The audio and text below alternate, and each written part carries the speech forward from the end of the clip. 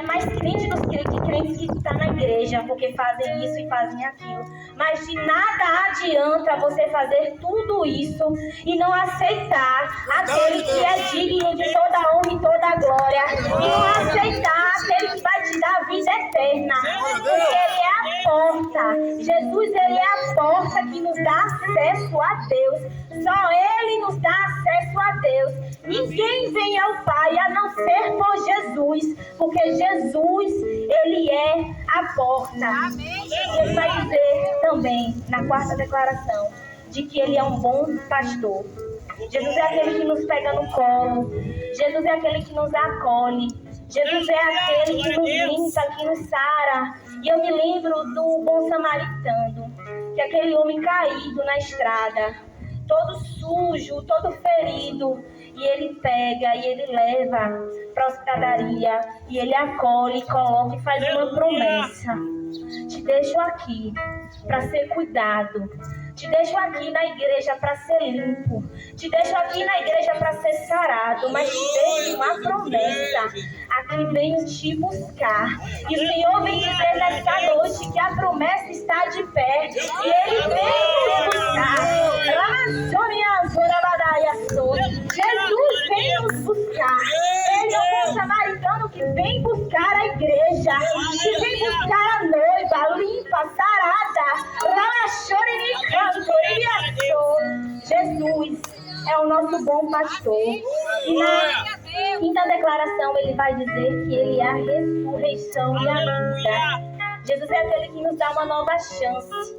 Jesus é aquele que, mesmo errando, mesmo a gente falhando, Ele nos dá uma nova chance, uma nova vida. No terceiro dia Ele ressuscitou. E nesse terceiro dia que Ele ressuscitou, Ele levou com Ele toda a culpa. Ele levou com Ele toda a mazela. Ele levou com Ele todos os nossos pecados. Nenhuma condenação há para aqueles que creem em Cristo. Tudo foi levado na cruz. Nenhuma condenação há. Há quem aponte para você e diga que você não presta, que você não vai dar em nada, você que está me escutando aí mesmo. Mas Deus já disse, Jesus já falou na cruz. Nenhuma condenação há para aquele que crê nele. Nenhuma condenação há. Ele já levou com Ele toda a condenação, toda a culpa. E na sua sexta declaração ele vai dizer: Ele é o caminho. Ele é a verdade. Eu sou o caminho, a verdade e a vida. Jesus, Ele vai dizer. Ele é aquele que nos dá a direção. E eu me lembro do filho pródigo. O filho pródigo que tinha tudo em casa. Ele tinha o amor do pai. Ele tinha alimento. Ele tinha tudo que ele precisava. Mas ele quis viver algo no mundo. Ele queria experimentar e ele pediu ao pai: Pai, me dá a minha parte. Eu quero ir. E assim o pai deu, e ele foi. E ele experimentou tudo que podia, com o que ele tinha. Aleluia. Mas ele não se sentiu completo como ele se sentia na casa do pai. Ele não se sentia cheio. Tudo que ele fazia não preenchia o que tinha dentro dele, porque ele já tinha experimentado o verdadeiro amor na casa do pai. E o filho, ele volta. Ele cai sobre ele, a visão espiritual dele é aberta quando ele se vê naquele lamaçal, junto com aqueles porcos. Ele percebe que o que ele podia encontrar, o que preenchia, o amor que ele iria encontrar, era só com o pai.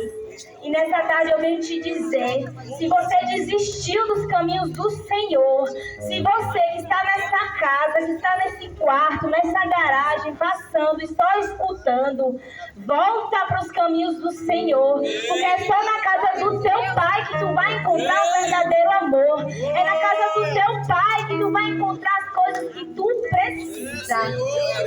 E na sétima declaração, Jesus, ele vai dizer sobre Ele é a videira verdadeira e o meu pai é o agricultor. Particularmente a que eu mais gosto é a declaração de que ele diz que eu sou a videira verdadeira. Uma videira, para ela começar a dar frutos, ela precisa semear a terra com os nutrientes corretos. E daqueles sementes que ela é plantada e semeada a terra, ela precisa de um tempo para produzir o fruto. E então o fruto começa a surgir. Mas quando o fruto começa a surgir, os galhos precisam ser podados. Os galhos que não prestam, a Bíblia vai falar, que são cortados e lançados fora. Mas os que prestam, que dão fruto, eles são podados. E essa poda é o processo que nós passamos. Essa poda é dolorida. Essa poda, ela traz um pouco de tristeza. É aquela questão, será que o Senhor se esqueceu de mim? É o processo, é a poda. Porque se essa poda ela não for feita logo quando se dá os frutos, ela para de dar o fruto. Ela paralisa, ela estadia. Então, por isso, a necessidade de se podar, para que o crente ele continue dando mais frutos. Mas esse processo ele é doloroso. E se você ouvir sobre essas 7 declarações e ainda assim pensa em desistir, e ainda assim sente uma tristeza no seu coração, e ainda assim acha que as promessas não vão se cumprir, eu trago para você 3 homens da Bíblia, 3 homens de Deus que perseveraram. E quando a promessa ela foi liberada até o seu cumprimento, eles precisaram passar por um processo. Mas as promessas se cumpriram. O livro de Gênesis vai dizer de um homem chamado Abraão, muito conhecido. E a promessa, Deus vem a Abraão e a promessa é liberada. Abraão, te farei grande. Abraão,